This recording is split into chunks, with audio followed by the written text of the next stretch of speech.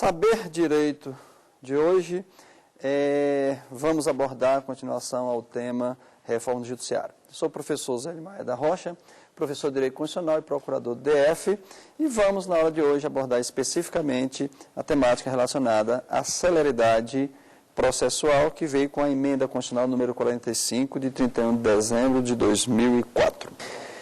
Bem, na aula passada nós fizemos uma ampla avaliação das motivações da reforma do judiciário, a evolução desde a Constituinte de 1987/88 até a emenda constitucional número 45.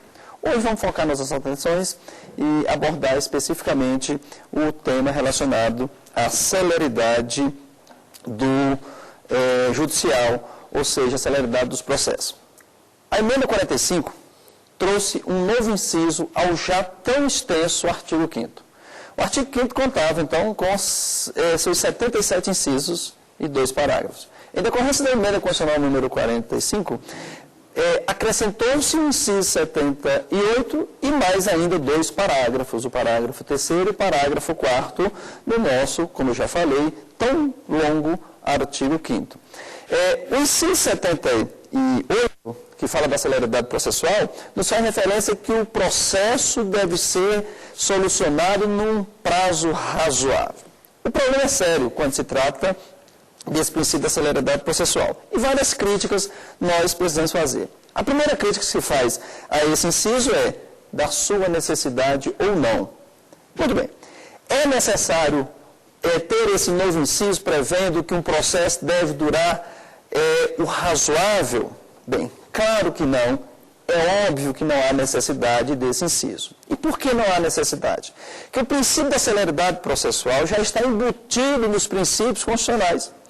Aquilo que lembramos na aula passada de que nós temos excesso de normatismo, ou seja, nós temos normas em excesso, se aplica a esse inciso. A nossa Constituição já era construída para dar, obviamente, celeridade processual. E aqui no inciso 78, faz referência a um prazo razoável. Só para termos ideia da desnecessidade disso, a jurisprudência do Supremo Tribunal Federal já aceita de forma pacífica, sem qualquer questionamento, que todos os preceitos de natureza dos direitos fundamentais inseridos, encartados na Constituição, são regidos necessária e obrigatoriamente pelo princípio da proporcionalidade, por muitos chamados de princípio da razoabilidade. Só isso já demonstra que, claro, que o processo tem que ser razoável, e sempre foi assim. Só para termos uma noção dessa, de ser tão pacífico, isso que eu estou falando, de que todo processo, obviamente, deve ser razoável, já na Carta Magna de João Sem Terra, de 1215, ou seja, estamos falando de 800 anos praticamente, já se falava que não recusaremos, não omitiremos e não dilataremos a justiça a quem quer que seja. Ou seja, a justiça já era célere para João Sem Terra, na Inglaterra, em 1215, em plena tentativa de se criar uma teoria constitucional que deu origem ao que nós hoje conhecemos como Constituição Escrita. Se não bastasse isso, a Declaração dos Direitos do Homem e do Cidadão, da ONU de 1948, do pós-guerra, do pós-segunda guerra, diz que todo mundo tem direito a um processo a ser solucionado num prazo razoável.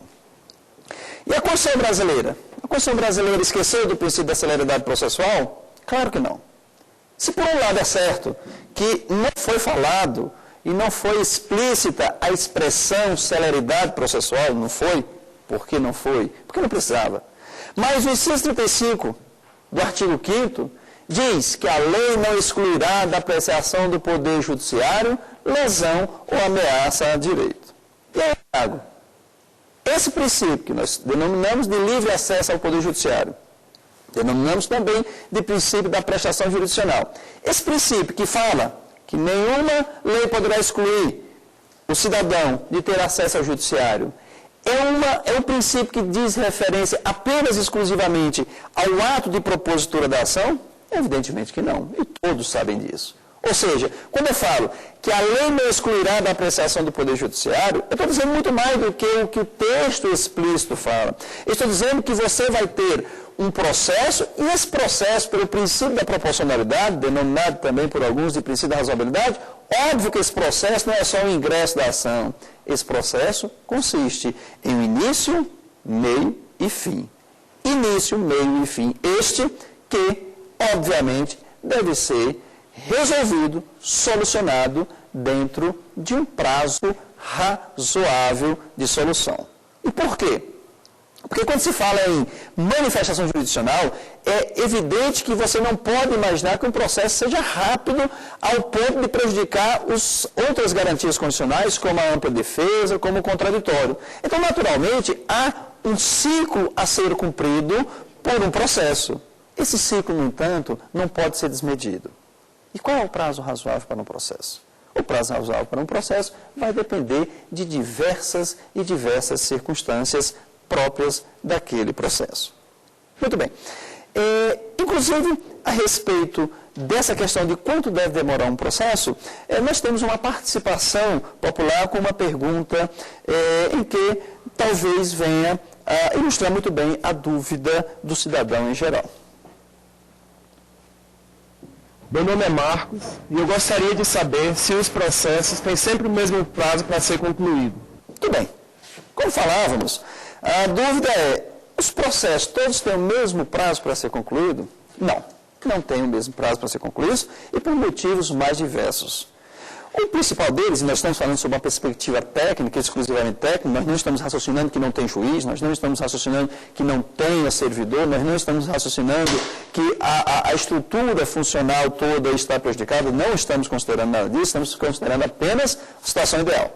E dentro dessa situação ideal, claro que os processos, eles diferem em um prazo. Se você pegar um processo em que a prova seja eminentemente documental, esse processo vai ter um prazo bem mais curto do que aquele outro processo em que você tem uma perícia a ser realizada, você tem testemunhas a ouvir, a localização de residência das testemunhas pode influenciar na demora do processo. Então, há um conjunto de elementos que fazem com que você tenha naturalmente uma variação para uma resolução das demandas que são postas perante o judiciário.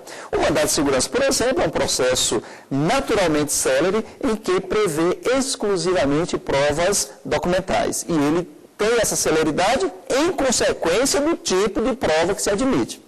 Se no mandado de segurança você tem, por exemplo, provas que você gostaria de produzir, mas que não são documentais, a ação não será conhecida pelo fato de não existir no instrumento do mandado de segurança meios para viabilizar a produção dessa prova, como eu falei anteriormente, uma prova testemunhal ou uma prova pericial. Eu posso, indo um pouquinho além, citar como referência do que é essa morosidade, citar o meu exemplo como advogado militante há 19 anos, eu sou advogado público há 9 anos, então eu tenho vivenciado essa tão propalada morosidade da justiça, o que gerou, consequentemente, essa necessidade de se discutir a celeridade processual. Como abordei na aula passada, um dos principais fatores da denominada morosidade da justiça, eu sempre costumo dizer que, graças a Deus, que a nossa justiça de 88 para cá é morosa e se tornou mais morosa. Pode você me questionar, por que dizer, graças a Deus, que essa justiça se tornou um pouco mais morosa? Como abordei na aula passada, há uma infinidade de ações novas que não eram possíveis antes de 88. E foi a democratização do Poder Judiciário que fez com que crescesse o volume que se cresceu nas instâncias jurisdicionais de processos que hoje nós sabemos está abarrotando o Poder Judiciário. Relembrando, nós temos um Ministério Público com novas atribuições. Se formos buscar, fazermos uma pesquisa, verificaremos que a atuação do Ministério Público, antes de 88, se limitava quase que essencialmente a demandas de natureza penal, tanto que se tinha uma ideia de que o Ministério Público era uma instituição acusadora em crimes e não se tinha a visão da verdadeira, e hoje até considero maior atribuição do Ministério Público. Temos as defensorias públicas, em que a sua não estruturação antes da Constituição de 88 trouxe um volume imenso de processos para o Poder Judiciário, em que aquele necessitado passou agora com a estruturação da Defensoria Pública, que não está boa, mas já está a caminho, passou a ter um advogado à sua disposição.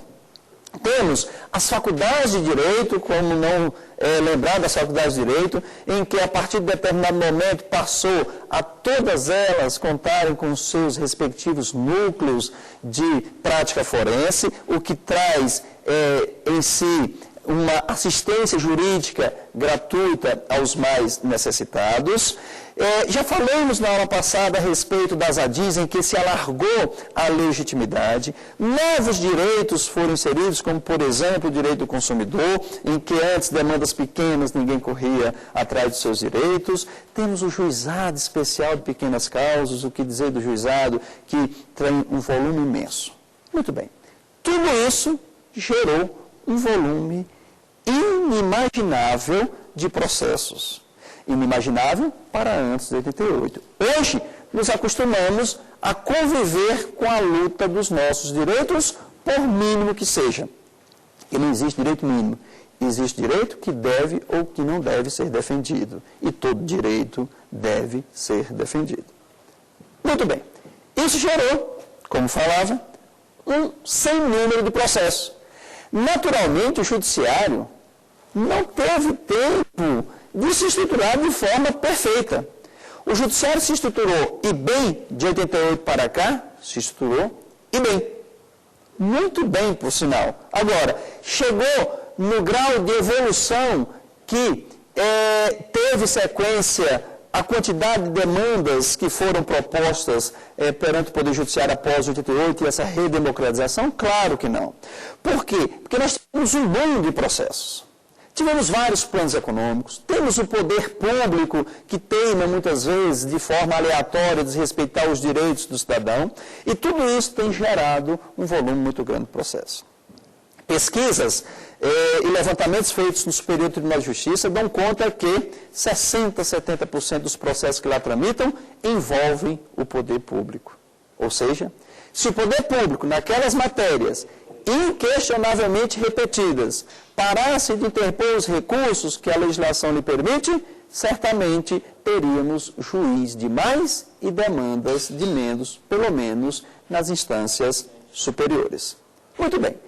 Faço esses levantamentos, essas ponderações e essas considerações para mostrar que a questão da morosidade judicial não é uma questão exclusivamente de direito. É um conjunto de elementos. O cidadão está agora acostumado, mal acostumado, graças a Deus, a lutar pelos seus direitos. E isso, obviamente, leva uma série de demandas ao poder judiciário. Então, com isso, nós passamos a exigir especificamente uma prestação jurisdicional efetiva. Até porque temos também o trabalho da mídia e da imprensa que cobra do judiciário. Nós estamos aqui, isso é um exemplo clássico, nós estamos aqui dentro do estúdio do Supremo Tribunal Federal, falando para toda a população que ele tem que lutar pelos seus direitos. Algo absurdamente inimaginável na década de 80. Então você está em casa, você não é da área jurídica, você está simplesmente mudando de canal e encontra alguém falando que você deve lutar pelos seus direitos. Isto é democratização do Poder Judiciário. Venha ao Poder Judiciário que o Judiciário lhe dará a resposta. O Judiciário está com a sua estrutura adequada? Não. Mas certamente estará, e se Deus quiser, em um curto espaço de tempo. Queremos resolver o problema da morosidade judicial alterando normas. Não é a solução, como eu falei. A morosidade judicial já não tinha sustentação na estrutura normativa da Constituição e da legislação. Todos sabem que nós temos uma lei chamada Estatuto do Idoso, que diz que o idoso deve ter os seus processos julgados em preferência. Só que mesmo aquele idoso que tem preferência, a preferência dele vai fazer com que ele demore anos e anos com o processo se não tiver todo um conjunto. Portanto, não é a lei do idoso que vai fazer com que o julgamento dele seja resolvido. Tive um processo, o exemplo serve para ilustrar, em que envolve uma categoria de funcionários de um determinado órgão, em que propusemos uma ação coletiva. Essa ação coletiva já tem mais de 20 anos e, na tentativa de sensibilizar o judiciário para botar em pauta para julgamento, apresentei a relação dos idosos que já haviam falecido, exatamente já haviam falecido. E para provar que esse processo tinha que ser julgado rápido, sob pena de não ter mais beneficiário vivo para receber os seus direitos. O problema é da justiça? Claro que não. O problema é a lei? Claro que não. Envolve também questão cultural. O magistrado não tem a cultura de que ele deve frear excesso das partes, porque a parte, obviamente, acaba se excedendo às vezes.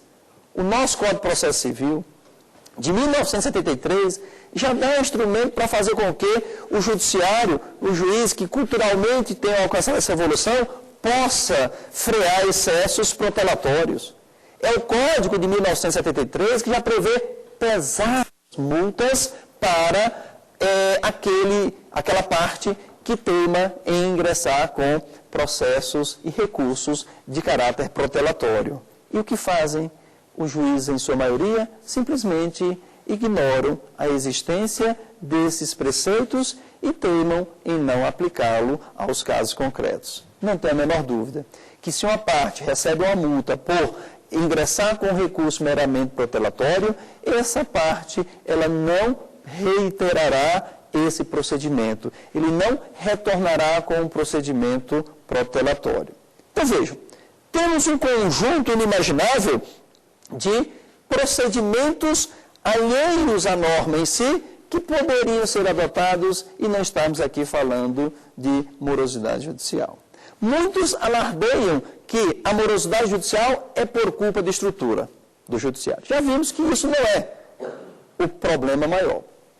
Óbvio, evidente, que eu não vou afirmar que não seja uma parcela do problema. Pode ter alguma fonte nisso aí. Outros dizem que é nossa legislação, que a nossa legislação permite que se protele demais o processo. Negar que isso é verdade, não tem como. Agora, não é exclusivamente isso. A ausência de servidores ou de magistrados também pode ser, em um ou outro caso, a problemática da questão, mas não é a fonte principal. A fonte principal é o conjunto de tudo isso que eu falei antecedente, ou seja, de toda essa estrutura de buscar o judiciário e que esperar dele a solução. Vivemos na construção democrática, e essa construção democrática teve, como vimos anteriormente, uma participação efetiva do Poder Judiciário, está tendo para essa construção. Muito bem. Só que esse inciso 78, e talvez o constituinte derivado, reformador, ele não tenha se atentado para a extensão do que ele construiu com a inserção desse inciso 78.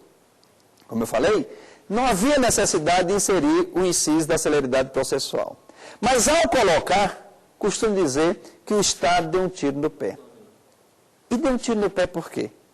Porque a partir do momento em que se inseriu no texto da Constituição um artigo, um inciso, que prevê que o processo deve ser resolvido num prazo razoável, nasceu para o cidadão o direito de exigir desse Estado não só um prazo, mas um prazo razoável e que está de forma explícita no texto da Constituição para resolver o seu problema.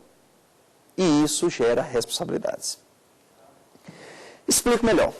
Todos sabem que o poder público, ele é regido no campo da responsabilidade extracontratual pela teoria objetiva. Ou seja, o risco que ele assume ao administrar o cidadão em geral, ao administrar todos nós, faz com que os atos dos seus agentes que vierem a repercutir negativamente no patrimônio alheio sejam atos que serão aferidos apenas à luz da responsabilidade objetiva. Reiterando, quando eu movo uma ação para buscar ressarcimento de danos causados por um agente do poder público, lá eu não preciso comprovar a culpa do agente, lá eu não preciso comprovar dolo do agente, eu só preciso comprovar, demonstrar o dano e o nexo causal. Demonstrando esses dois elementos, eu terei o ressarcimento do prejuízo por mim sofrido. Muito bem, é a chamada teoria objetiva. Não existe, como regra geral, a denominada teoria subjetiva de responsabilidade. E por quê? Porque isso fica para as relações privadas. Essa regra da teoria objetiva ser aplicada à responsabilidade do Estado, no entanto, não se aplica de forma indiscriminada. Essa regra sofre mitigações. Por exemplo, nas omissões do Estado, a responsabilidade desse mesmo Estado será pela teoria subjetiva e não objetiva. Ou seja, o agente que vai propor uma demanda contra o Estado, buscando um ressarcimento financeiro pela omissão do Estado que tenha gerado dano ao cidadão, ele terá que comprovar dolo ou culpa do Estado. Melhor explicando e detalhando. Se você, por exemplo, conduzindo seu veículo nas vias públicas, você verifica que o buraco foi o causador do dano ao seu veículo, não basta demonstrar o nexo causal, tem que comprovar a culpa do Estado. Ou seja, o Estado sabia daquele problema e não tomou as providências administrativas para solucionar esse problema. Ou seja, aqui você não será regido na discussão do tema pela teoria objetiva, mas sim pela teoria subjetiva. Ou seja, e em resumo, a regra é que o Estado responde pelos atos lesivos ao cidadão, responde pela teoria objetiva como regra geral. Excepcionalmente, por exemplo, em caso de omissões dos agentes públicos, de omissão do Estado, causadora de lesão, o Estado responderá norteado pela teoria subjetiva. Por que abrir esse pequeno parênteses para tratar da responsabilidade civil por atos dos seus agentes e a responsabilidade civil subjetiva em decorrência da omissão? Para voltarmos aqui ao inciso 78. O inciso 78, o Estado sem querer criou uma nova situação de responsabilidade civil do Estado em decorrência de omissão. Mas em decorrência da omissão, a partir do momento em que ele inseriu de forma categórica que um processo tem que ser resolvido num prazo razoável, entendo eu, a doutrina ainda não debate adequadamente o tema, mas entendo eu que trouxe o Estado para si a responsabilidade objetiva em atos omissivos, ou seja, a omissão gerando uma responsabilidade em que eu não preciso comprovar o dolo ou a culpa. E não preciso por quê?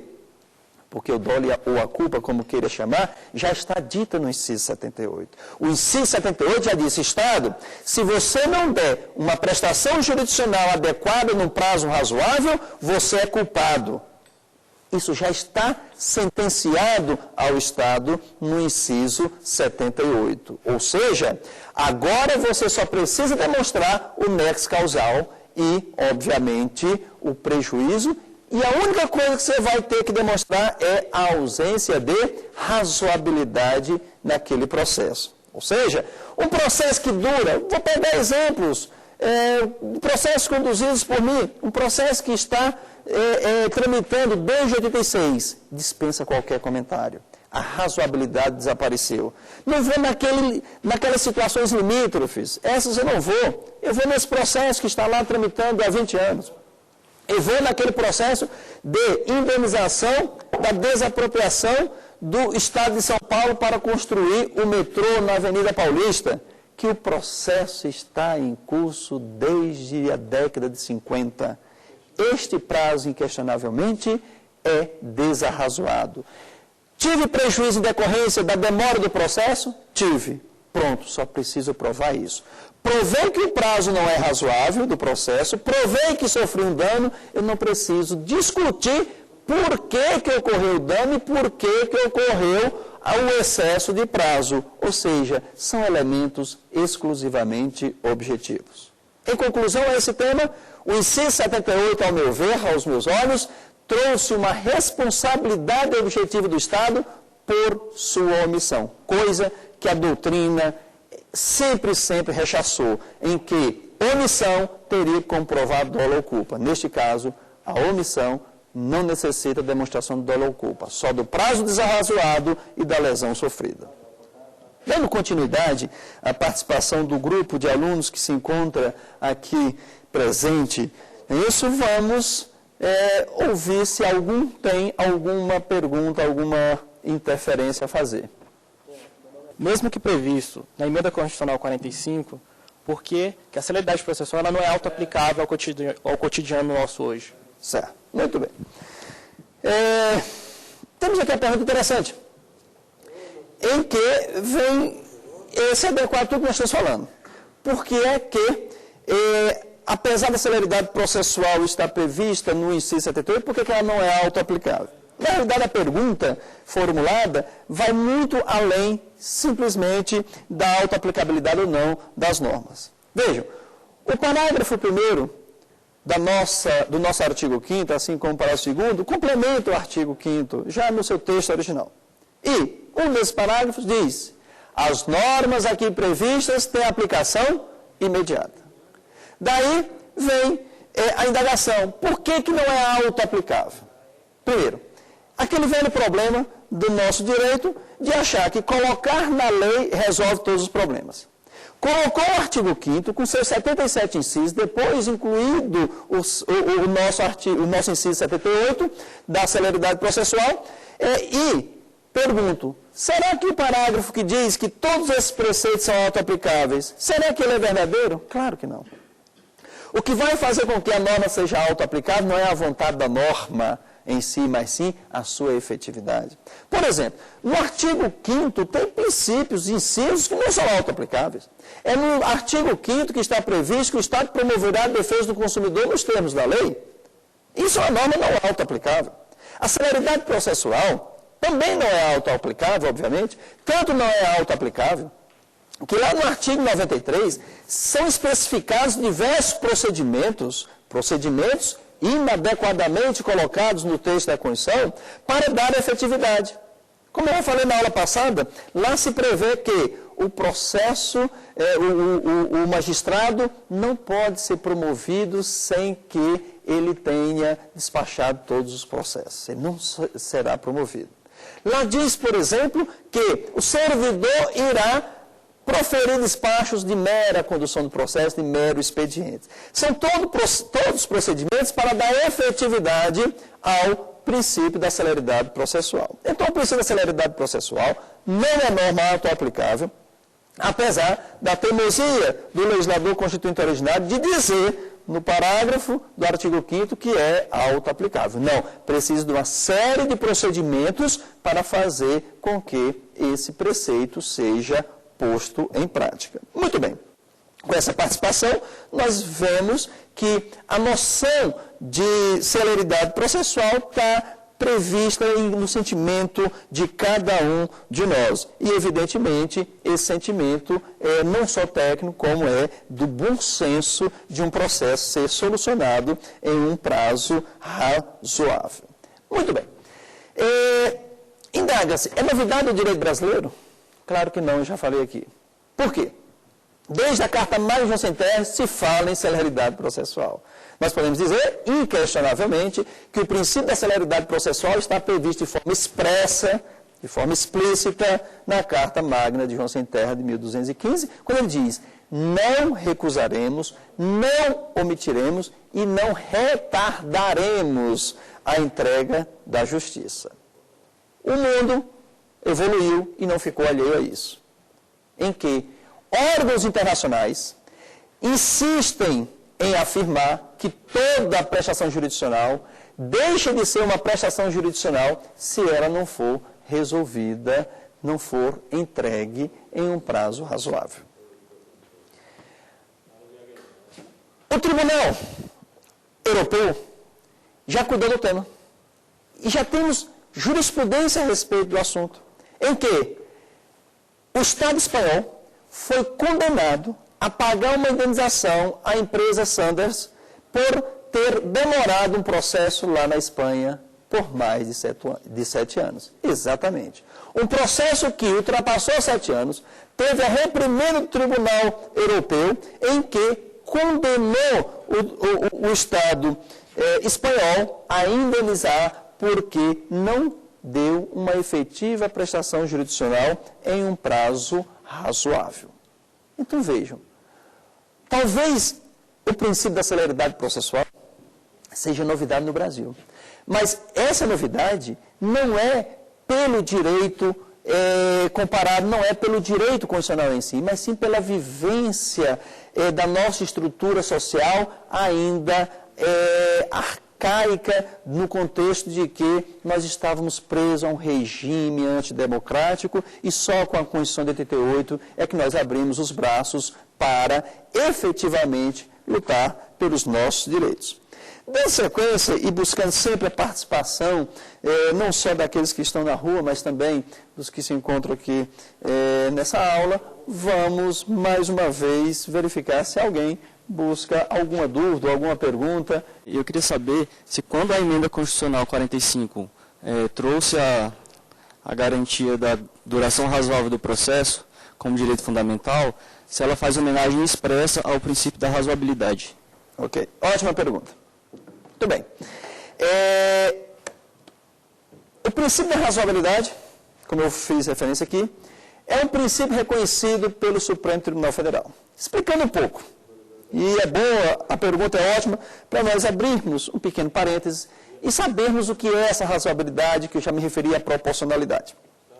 De forma bem didática, a Constituição, ela não deve nos fornecer meios. Exatamente. Apesar de, no imaginário popular, a Constituição ser a solução de todos os males, não é. A Constituição nos dá os fins a serem alcançados. Quem vai nos fornecer os meios não é a Constituição, mas sim a lei. A lei que regulamentará a Constituição para atingir seus fins. Ilustrando, a lei me dá os meios para alcançar os fins. Sem a lei, eu não chego aos fins. Estamos falando, claro, da Constituição ideal. Da Constituição que me traz princípios, regramentos maiores. Muito bem.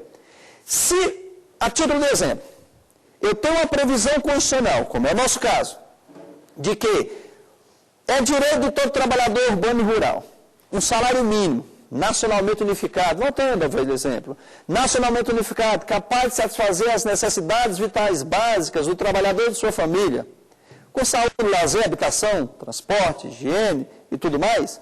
Se a lei que regulamenta esse preceito da Constituição não for suficiente, não estipular um valor suficiente para a satisfação de todos aqueles benefícios do cidadão e de sua família, nós dizemos que essa lei não proporciona tudo que a Constituição exige. Ou seja, a Constituição exige que a lei que venha a regular o salário mínimo proporciona ao trabalhador e sua família lazer, habitação, vestuário, transporte, higiene, previdência e a alimentação. Não precisa ter uma bola de cristal para saber que o salário mínimo previsto na lei, ou seja, a lei não me dá os meios para atingimento desses fins constitucionais. Ou seja, a lei não proporciona os fins previstos na Constituição.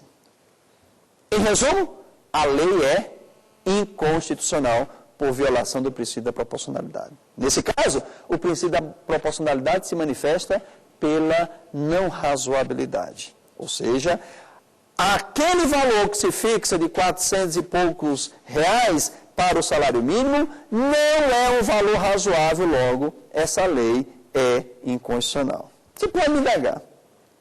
Por que não declarar a inconstitucionalidade da lei? Alguém precisa provocar. Quem vai provocar? Politicamente não é interessante, porque há um contexto político por trás de tudo que não permite que você eleve sobremaneira o valor do salário mínimo, porque isso traz impactos econômicos, impactos financeiros para o Estado de modo geral. Então, por uma questão política, não se discute. Mas o salário mínimo é inquestionavelmente, pela violação ao princípio da razoabilidade, ele é inconstitucional. Voltando à indagação. O aluno pergunta, nós temos aí, no inciso 78, uma homenagem expressa ao princípio da razoabilidade? Temos. Era necessário? Não, porque aí está fazendo referência só à razoabilidade do processo. Eu indago. E os outros temas? A razoabilidade não vai ser aplicada? Claro que vai ser aplicada. Então, se o Supremo já havia reconhecido expressamente que o princípio da proporcionalidade é um princípio implícito do nosso texto constitucional, não haveria necessidade de haver esse reconhecimento expresso em relação especificamente à celeridade processual. Sendo assim, eu teria que, seguindo a mesma regra do constituinte derivado que inseriu a razoabilidade como princípio para a celeridade do processo, eu teria que também colocar razoabilidade em todos os incisos do artigo 5º, que é desarrazoado, fazendo um trocadilho. Então, o princípio da razoabilidade está previsto expressamente para a celeridade processual, mas essa razoabilidade deve ser aplicada a todo e qualquer direito fundamental. Bem, voltando a alguns pontos. A Constituição brasileira, como vimos, já prevê regramentos explícitos de prestação jurisdicional. O Supremo já reconheceu, e adequadamente, que o princípio da proporcionalidade ou razoabilidade deve presidir a entrega dos direitos fundamentais, igualmente das garantias fundamentais. Vimos que o reformador da Constituição, pela emenda 45, inseriu expressamente que um processo deve ser célere. Relembrando, não era necessário, mas o fez. Pronto. E por fim, o Brasil, frente àquilo que eu falei, que o constituinte derivado, ao prever o inciso 78, acabou dando um tiro no pé, que na realidade ele atraiu para si uma responsabilidade que ele não conhecia, que era uma responsabilidade objetiva em decorrência da omissão. O Brasil está atento a isso ou isso é apenas palavrório do professor Zé que está aqui a falar para vocês? Não. Eu escrevi sobre a reforma do Judiciário em dezembro de 2004 e janeiro de 2005. Naquela oportunidade, eu escrevi o livro A Reforma do Judiciário, Aspectos Jurídicos e Políticos, e já previa isso. Recentemente, quem não conhece a discussão a respeito do famoso caso Maria da Penha? Tudo bem, Maria da Penha. Que caso é esse? O que tem a ver com a celeridade processual? Absolutamente tudo. O caso Maria da Penha se encaixa, como uma luva se encaixa na mão, de forma absurdamente perfeita. Maria da Penha, uma mulher que foi vítima de 2 tentativas de homicídio no Ceará, e seu ex-marido intentou contra a sua vida nessas 2 oportunidades, sem conseguir êxito na sua empreitada criminosa. Bem, o caso Maria da Penha ganhou repercussão não nacional apenas, mas sim mundial. Foi para a OEA. O tribunal, ou seja, a OEA, na função de órgão de uma comissão interamericana de direitos humanos, apreciou o caso. Sabe qual foi a decisão? A decisão foi que a morosidade judicial, que se arrastava o processo por mais de 15 anos, precisava de uma resposta pronta do Estado brasileiro.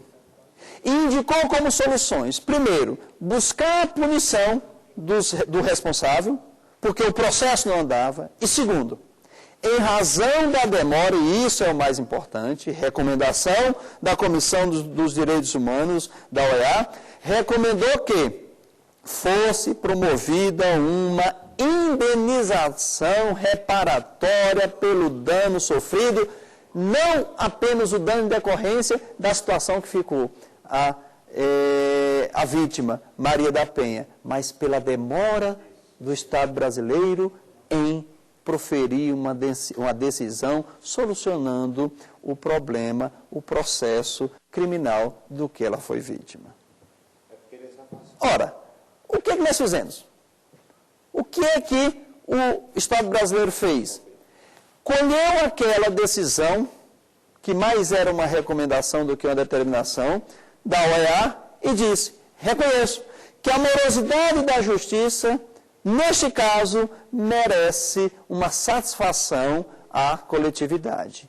E o Estado do Ceará, por sua Assembleia Legislativa, aprovou uma lei que prevê uma indenização de R$60 mil para a senhora Maria da Penha. Motivo da indenização, um único. Qual? A morosidade da justiça brasileira. Indago. Se não tivéssemos a reforma do judiciário, não seria devida a indenização? Claro que seria. O que eu sustento é que a indenização agora é indene de dúvida, não há dúvida sobre a indenização. O Estado não pode mais dizer, eu não posso indenizar porque demorou um processo. Agora está explícito no inciso 78. A decisão da ONU, a decisão da OEA não foi depois da reforma do judiciário. A decisão da OEA foi em 2001. Em 2001, a OEA disse, Brasil, indenize a senhora Maria da Penha porque ela não pode continuar com a incerteza de um processo que jamais será concluído. Bem, continuando a nossa dinâmica de participação dos que aqui se encontram, vamos verificar se há alguma dúvida a ser sanada ainda dos que aqui se encontram. Professor, eu tenho uma dúvida. Meu nome é Newton, sou aluno da Faculdade de Processo. Bom, tivemos a promulgação da Constituição em 88, vindo de um estado de exceção, né? 16 anos depois, em 2004, então, tivemos a Emenda 45, veiculou a reforma do Judiciário. Se pararmos para pensar, no caso, quando o senhor para pensar, a pergunta é essa, o senhor verifica que essa reforma do Judiciário atingiu o objetivo almejado, ou seja, de 2004 para cá, temos um judiciário diferente, talvez mais atuante, mais eficiente do que antes da reforma? Tudo bem. Quando se cria a norma, e o Estado brasileiro está acostumado a isso, cria-se a expectativa. Essa expectativa, quando começou, lá na Constituição de 88, quando o Ulisses Guimarães, no ato de promulgação da Constituição, lá na Assembleia Nacional Constituinte, com a Constituição em punho, mais especificamente, segurando com as duas mãos, denominou de a Constituição Cidadã. Passou a imagem ao cidadão brasileiro que aquela Constituição seria reparadora de todos os malefícios da comunidade brasileira. Ela foi tudo isso que se esperava? Não. E não é, aí eu repito, o texto da Constituição que vai solucionar tudo em apenas 10, 15 ou 20 anos. A reforma também criou essa expectativa. Daí a pergunta. Ela está servindo para o que foi proposta? Essa pergunta, para vocês fazerem ideia, ela já foi formulada em 1863 por Fernando La Salle, em que ele pergunta, a Constituição serve para o que se propõe?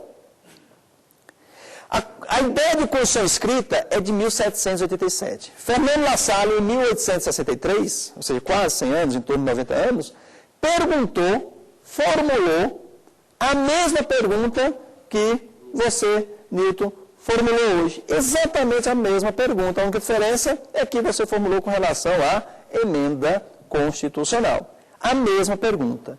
Quem dará a resposta? Só o tempo. E aqui, aproveitando a indagação e dando continuidade à exposição, eu vou até um pouquinho além. Se duvidar, a emenda 45 talvez tenha até proporcionado mais morosidade do que se esperava dela. Ou seja, ao invés de gerar celeridade, talvez tenha gerado mais morosidade. E por que essa afirmação tão categórica e tão, às vezes, inexplicável? Simples. Com a reforma do judiciário, todos hão de concordar que passou a haver um debate muito grande sobre a atuação do Poder Judiciário. Isso gera, e o avanço tecnológico que ocorreu já de lá para cá, de informática, internet, canais de televisão, e sempre faço referência à TV Justiça como referencial a isso, tudo isso dá uma democratização a todos de que eu tenho poder. Eu não sabia que tinha direito a reclamar. Você tem órgãos do consumidor hoje atuando. Eu não sabia que tinha esse direito do consumidor. Eu vou ao judiciário, que é o lugar apropriado. Então, talvez até tenha se avolumado mais a quantidade de processos no nosso Poder Judiciário. Mas isso é natural pela condução dos negócios do Estado da forma que está sendo levada. Bem, quando saiu a reforma do Judiciário, lembro-me muito bem de duas situações. Uma que eu próprio presenciei e outra que eu acompanhei pela mídia. Uma delas foi a declaração do presidente do Tribunal de Justiça de São Paulo, na época, que, após promulgação da Constituição, foi à imprensa, ao jornal, e deu a seguinte declaração. Os 600 mil processos que estão parados no tribunal para serem distribuídos, agora nós vamos distribuir todos. Meus amigos, o problema é de distribuir processo? Claro que não. Isso não tem sentido, essa declaração, e não tem porquê. Porque os 600 mil processos que foram realmente distribuídos, foram distribuídos em 5 meses, segundo a declaração do presidente na época, seriam distribuídos 120 mil processos a cada mês. Os processos estavam parados, só para entendermos, e da noite para o dia, você que é desembargador, recebeu 20 mil processos no seu gabinete, por exemplo. Fazer o que com eles? Fazer banquinho para você sentar. Só. Por quê? Porque existe uma coisa chamada pauta. Às vezes seu processo chega no gabinete do desembargador, do ministro, hoje, e tem previsão de distribuição para daqui a 3, 4 anos. Estamos com procedimentos mais céleres, com súmulas vinculantes, reduzindo sensivelmente. Recentemente, o Supremo divulgou que os processos distribuídos este ano de 2008, lá no tribunal, foi 43% inferiores ao número de 2007. E certamente em 2009 o número será melhor. O Supremo não pode ficar cuidando de furto de melancia, de furto de galinha. O Supremo tem que se preocupar com decisões que tragam repercussão. E para isso a reforma foi boa, que criou a figura da repercussão. É isso geral. Não é qualquer processo que chega ao Supremo, é aquele processo que demonstre que há uma repercussão geral. Ou seja, um caso concreto, por mais que seja importante para você, não é o Supremo que deve cuidar dele, se for só ele, sem nenhuma repercussão social, política ou jurídica. Ou seja, o Supremo vai se ocupar com as coisas maiores e isso está dentro de uma razoabilidade, não é absolutamente desarrazoada essa atuação restrita do Supremo. O Supremo atua hoje nessa busca de celeridade, que é a maior preocupação do Supremo Tribunal Federal, busca formar um verdadeiro pacto para acabar com esse excesso de processo. Então vejam só, num resumo bem rápido, nós podemos concluir que a justiça é morosa? Claro que é morosa. Os problemas, pelo visto até aqui, são os mais variados que se possa imaginar. Indo desde a convicção, indo desde o benefício pessoal de entender que agora eu tenho condições de lutar pelo meu direito, até a questão de número de servidores e número de juízes. Então, tudo isso causa um certo descrédito na resposta do Poder Judiciário. Quando foi promulgada a emenda, estava eu ainda em fase de produção do livro A Reforma do Judiciário, me dirigindo à minha casa, uma cena me chamou a atenção. O que foi? Uma fila, aqui em Brasília, formada no meio da rua. Era em janeiro de 2005, e aí caiu uma garoazinha e uma fila mais ou menos de uns 400, 500 metros. E chamou a atenção aquela fila. Parei o carro e fui olhar. De que se tratava? As pessoas que lá se encontravam ficaram sabendo numa notícia que eles tinham direito a receber do INSS e que o INSS não havia pago. Eram valores pequenos. Logo, valores da competência do juizado especial. O que eles fizeram? Todos correram para o juizado especial. O que fez o juizado especial? Nisso foi a cena mais democrática que eu já vi na justiça brasileira. Pegou a juíza, colocou lá embaixo, montou a estrutura, literalmente no meio da rua, embaixo de uma marquise, com os servidores para atender aquela fila de pessoas que ali se encontravam. Bem, o que é que nós temos aí? Nós temos uma clareza de que, se não fosse aquela notícia, isso a democracia pode proporcionar, de que havia um direito que o Estado havia lesionado, aquela fila de pessoas não estava ali. 500, 600, 700, 800 pessoas, com certeza seriam 500, 600, 700, 800 processos a menos. Ao contrário, foram 800 processos a mais. E quantas situações como essas não se repetem? Várias, várias e várias.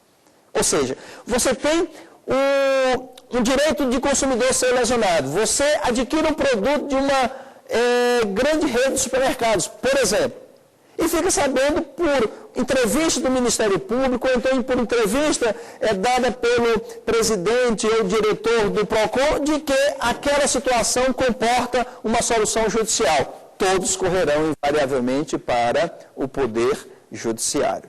Nós temos aí uma indagação a formular. Quantos juízes seriam necessários para atender aquele grupo de pessoas que estavam em frente ao INSS na cena que eu reproduzi aqui para vocês? Quantos? Possivelmente, o ideal seriam, só para aquela situação, 3 ou 4 juízes. Então, quantos juízes são necessários? Muitos se indagam e às vezes fazem comparações que, a meu ver, são despropositadas para dar celeridade ao processo. Pegam a realidade alemã, fazem uma conta rápida e dizem, na Alemanha são tantos juízes para a população X. No Brasil, aí é feita aquela comparação. São realidades distintas. Se formos levar como referencial os problemas sociais que são gerados pela Alemanha em comparação ao Brasil, nós teríamos que ter pelo menos 100 vezes mais, proporcionalmente falando, juízes no Brasil do que na Alemanha.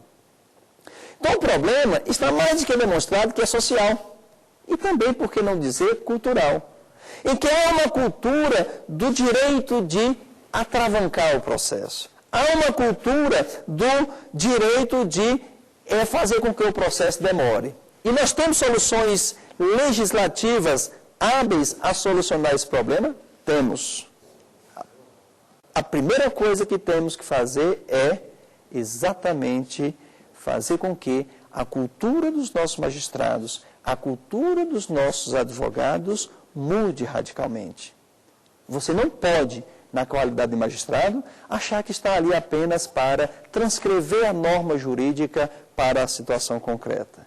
Isso já faz muito bem o computador. Se fosse assim, bastaríamos ter computador. Você, advogado, não pode mais orientar o seu cliente na perspectiva de que ele deve conduzir o processo dependendo da posição processual dele para nunca mais terminar esse processo. Não. As legislações existem e estão bem adequadas na maioria das vezes. A execução, por exemplo. Por que a execução não funciona? Ressalvo, funciona. A legislação, o que tinha que fazer em termos de execução, já faz. O que falta? Faltam coisas extra-lei, extrajudiciário. Por exemplo, você tem a execução que diz que, se não for pago no ato da confirmação da sentença, o transitor julgado não pagou, vai pagar uma multa. Para quê? Para forçar você a pagar antes de ser formalmente executado. Só que você ainda tem a cultura de que você consegue enrolar a justiça. Você coloca os bens no nome de alguém, do laranja. Isso é proporcionado pelo quê? Também por falha do Estado. Por quê? Porque os cartórios não são ainda interligados. Se eu tiver um imóvel no Ceará e a execução ocorrer aqui, nunca ninguém vai achar meu imóvel.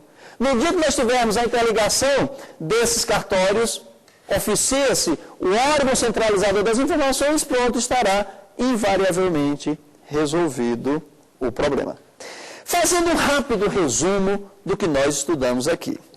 Então, a justiça, ela está se efetivando e ela está buscando elementos para isso. Temos legislação adequada e a celeridade processual prevista no inciso 78 seria absolutamente dispensável.